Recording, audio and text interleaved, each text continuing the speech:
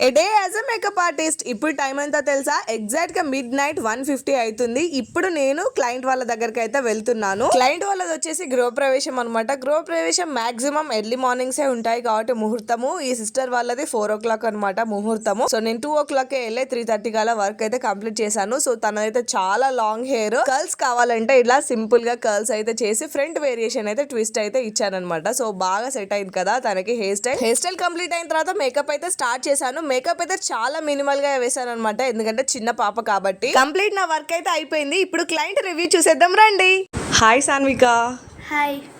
Makeup నచ్చిందా? Yes నచ్చింది. Hair style? Yes. Curls కావాలనుకున్నావుగా? ఎస్ కావాలనుకున్నా. ఫస్ట్ టైమా మేకప్ ఎక్స్పీరియన్స్? ఎస్, కానీ యాన్యువల్ డేస్లో వేసుకున్నాను. ఓకే.